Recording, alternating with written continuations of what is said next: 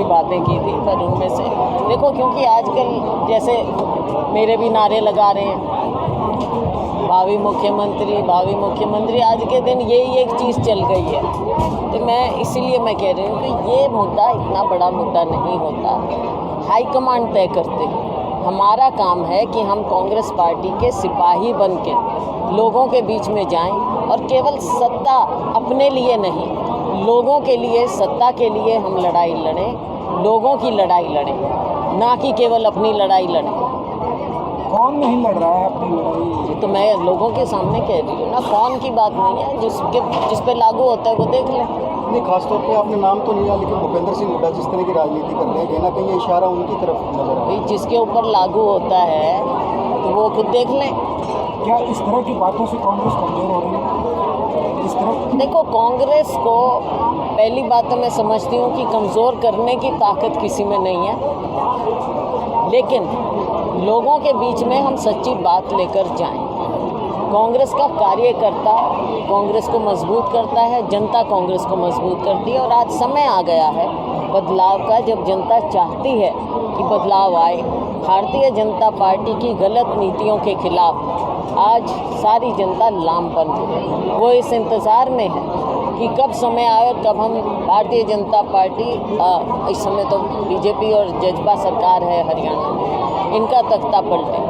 उसके लिए हम लोग, कांग्रेस के लोग, ना केवल सत्ता के लिए, क्योंकि सत्ता जनता देगी, हम लोगों की लड़ाई लड़ें। इसलिए मैं बार बार कहती हूँ कि इस चीज़ को हम हाईकमांड पर छोड़ें और हाईकमांड फैसला करेगी। लड़ाई आज के दिन मुख्यमंत्री की नहीं है, लड़ाई आज के दिन युवाओं की, लड़ाई आज के दिन महिलाओं की, लड़ाई आज के दिन मजदूर की है, दलित की है, पिछड़े की है, किसान की है, छोटे उद्योगपति की, हमारे दुकानदार की, खिलाड़ियों की, सबकी लड़ाई है आज के दिन। तो उस लड़ाई को हम लड़ें, फोकस हमारा वो रहना चाहिए।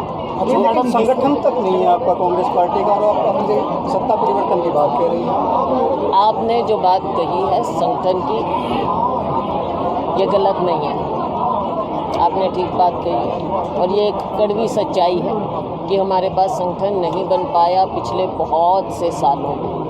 तो संगठन के अभाव में कार्यकर्ता को महसूस ज़रूर होता है। मेरे जैसों को शायद ना महसूस हो, क्योंकि हम तो अपने लिए बैठे हैं, 4-5 लोग अपने अपने ओहदे लेके बैठे हैं हम तो।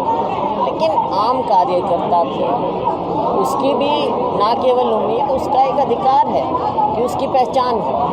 तो उस पहचान से बहुत साल से कार्यकर्ता वंचित रहा है। इसके बावजूद हमें गर्व है अपने कार्यकर्ताओं पर कि उन्होंने बार बार ज़मीन पर लोगों की लड़ाई लड़ी है, और आने वाले समय में भी वो लोगों की लड़ाई लड़ेंगे। अच्छा, लेकिन सिर्फ ये कह देने से कि संगठन नहीं है, मतलब उससे क्या होगा? कौन नहीं बनने दे रहा? अब संगठन ना बनने के तो कई कारण हो सकते हैं, लेकिन ये पार्टी का अंदरूनी मामला है और हमारा हाईकमांड देख रहा है। और लेकिन अब मुझे विश्वास है कि अब हमारे जैसे नए प्रभारी भी बने हैं, वो लोगों से बातचीत भी कर रहे हैं कि अब हमारा संगठन बनना चाहिए।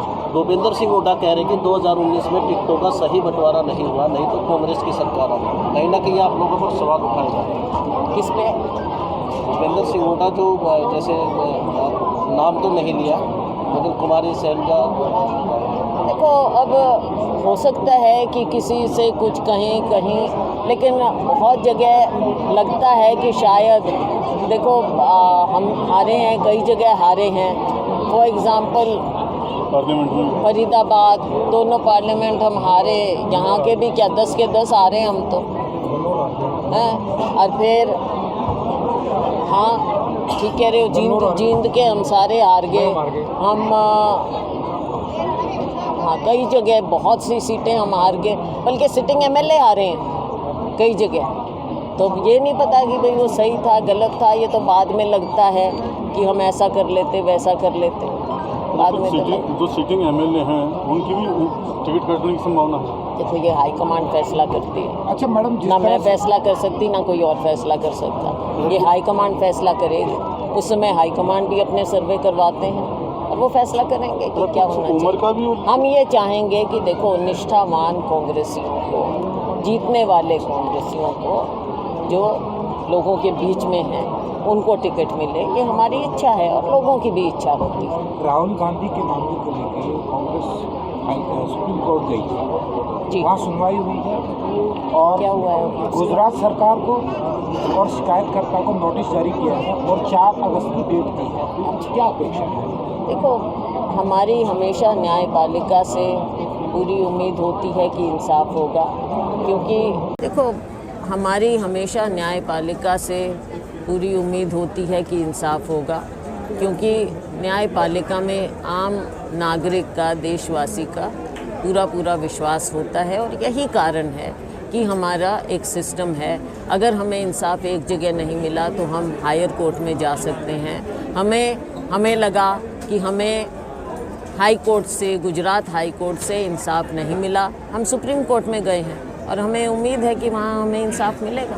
मणिपुर हिंसा बहुत ही भयानक रूप में और विकराल रूप में सामने आई। बिल्कुल आप ठीक कह रहे हैं। वहाँ ये है कि बयान सब दे रहे हैं लेकिन कार्रवाई कुछ नहीं हो रही है। किस चीज़ पे? मणिपुर हिंसा। बिल्कुल आपकी बात से सहमत हैं। कार्रवाई की क्या बात है, वहाँ की सरकार डिसमिस होना चाहिए थी और ऐसा लगता है कि केंद्र सरकार आंख मूंद कर बैठी है। वहाँ सरेआम दुनिया में जो हमारे देश की बेइज्जती हो रही है, हमारी महिलाओं के साथ वहाँ जो हो रहा है, इनोसेंट लोगों के, मासूमों के घर लूटे जा रहे हैं, उनके जो प्रताड़ना हो रही है, क्या हमारा देशों में हम जाकर बात करते हैं?